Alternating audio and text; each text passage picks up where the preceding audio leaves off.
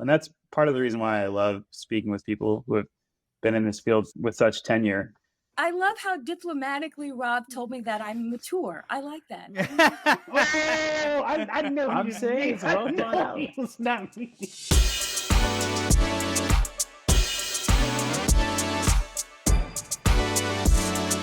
One, two, three. What's up, lifers, and welcome to the Daily Stand-Up with Lifetime Value, where we're giving you fresh, new ideas in the customer success space every single day. I've got my man JP with us. JP, do you want to say hi? How you doing? I've got my man Rob with us. Rob, do you want to say hi? How you doing? And we've got Deidre with us. Deidre, do you want to say hi? Hello. I half expected you to try to go even deeper than Rob there. It's not a vocal Fine. range I'm capable of. Understood. No intonation. And I am your host.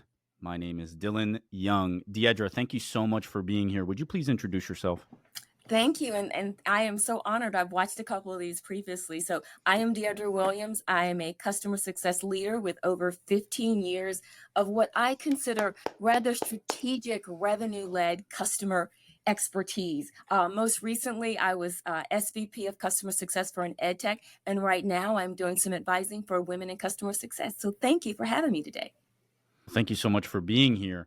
Deidre, you know what we're asking since you've watched a couple of these episodes. We ask one simple question, and that question is, what is on your mind when it comes to customer success? So can you hit us with it? Yeah, for me, it's what I'm calling customer success 4.0. And it's really all about what I'm leading into is my Fab 4 for 24. Can I call out the fours? You can. Okay, Fab 1 is really all about making sure we lead with customer-led revenue growth, and I'll dial into that in a little bit. Fab 2 is really all about making sure that we have customer time to value. Fab 3, and the one I think is the most important topic for today, is really about customer success as a profit center. And then Fab 4 is employee experience, making sure that our employees are taken care of. So I'll stop there and we can dive into any one of those topics, but that's what I want to talk about today.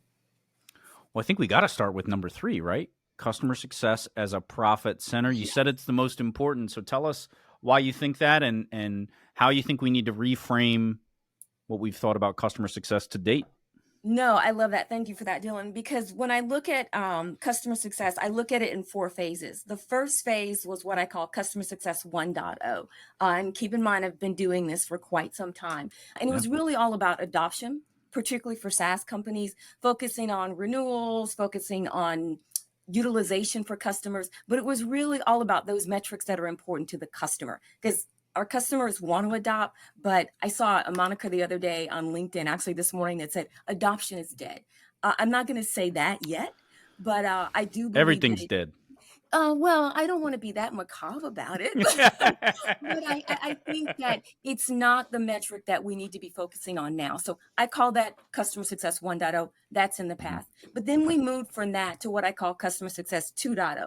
And that was really all about the customer experience, but it was more around what I call sentiment, NPS, CSAT. We've also heard, I love that face. I feel the same way, Dylan, about it.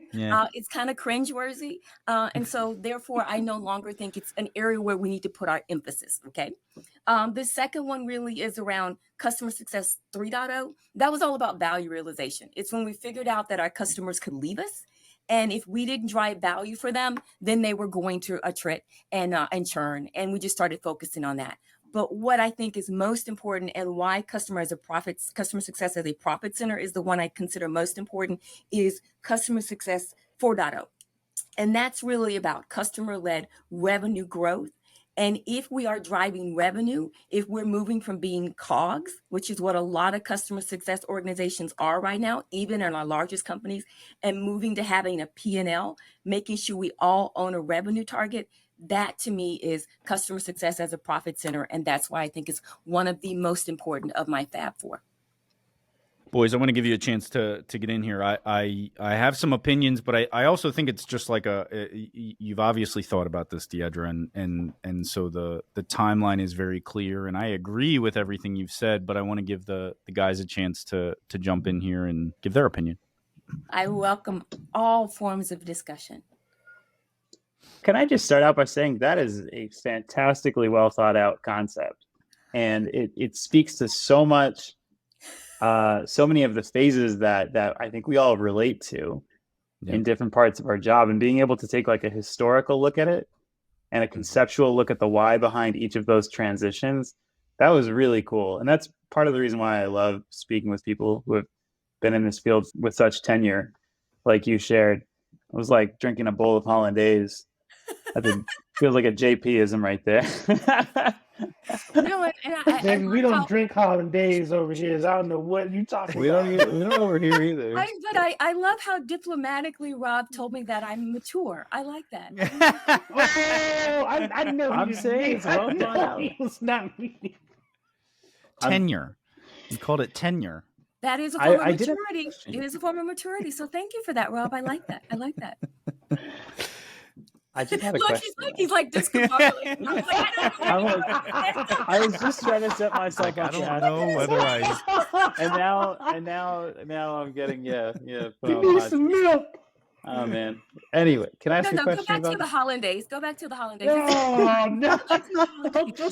That's actually a quote from this guy who was a very gifted life coach with some interesting analogies that I met years ago. But anyway, so question, are there ever times where you've seen value realization and revenue growth pull in different directions? I've seen that tension arise at some companies. No, absolutely. I won't get into some of the companies I've worked for, but there's some pretty big names in the industry. And it's been a constant tension throughout my career in customer success, because you've got sales competing for that revenue that's their target, but then our customers really want value. And sometimes, unfortunately, one side makes decisions that don't necessarily drive value for the other. So yes, I've seen a tremendous amount of friction throughout my career. I have horror stories to talk about, but I've also seen where it can work. Yeah. JP, why don't you tell us what you think? Yeah, I'm currently in a role where I'm working very, very close with sales. We might as well be in a sack race with two people getting the sack and Potato sack race. The potato sack race. We got potatoes, we got hollandaise. We ain't making nothing. Okay, stop it right there.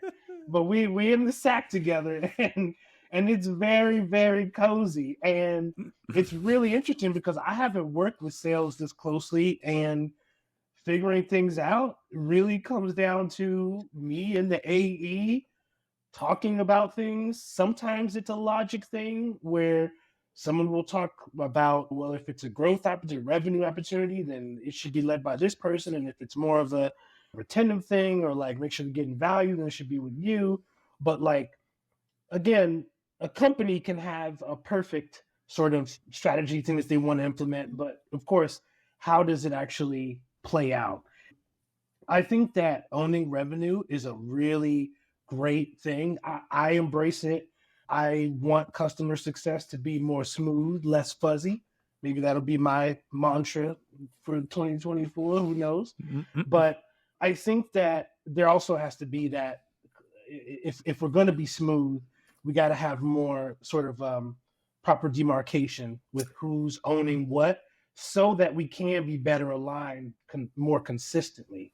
And I think that that's how we can sort of execute on things. Otherwise, we can expend a lot of energy in the alignment process itself, which can take away from some of the forward momentum we want to be given to our book of business. So, can I jump in, or Dylan, were you going to say something? No, go ahead. No, JP, what you're really talking about is a symbiosis between customer success and sales. And I envy the fact that you have that, because it is very rare. I myself have had it in my previous career back when I was a individual contributor. And what I noticed was, not only were we aligned, particularly around what I consider cross-functional roles, to some degree, who owns that revenue target, who owns that retention for that customer.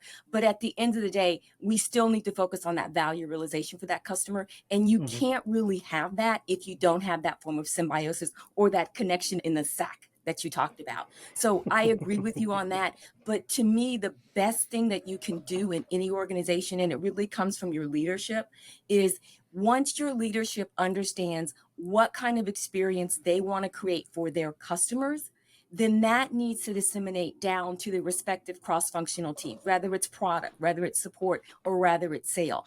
And then once you're all aligned on what your go-to-market strategy is to give that customer experience to those customers, then that symbiosis can happen. It's where that misalignment or misdefinition or lack of clarity or that opacity that fuzziness that you were mentioning, where that comes into bear is when you don't have that strategic leadership that defines those roles for you. And more importantly, what your goals and objectives are. Okay. And all that strategic. And the customer sees that friction happens between sales and customer success. And it's very difficult to be aligned. And more importantly, it's very difficult to be successful, pun intended.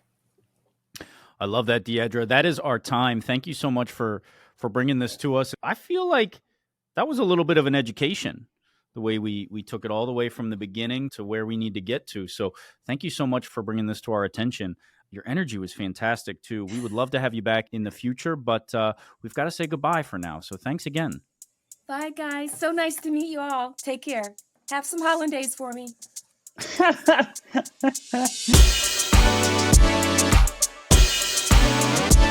You've been listening to The Daily Stand-Up by Lifetime Value. Please note that the views expressed in these conversations are attributed only to those individuals on this recording and do not necessarily reflect the views and opinions of their respective employers. For all inquiries, please reach out via email to dylan@lifetimevaluemedia.com. Find us on YouTube @Lifetime Value and find us on the socials @Lifetime Value Media. Until next time.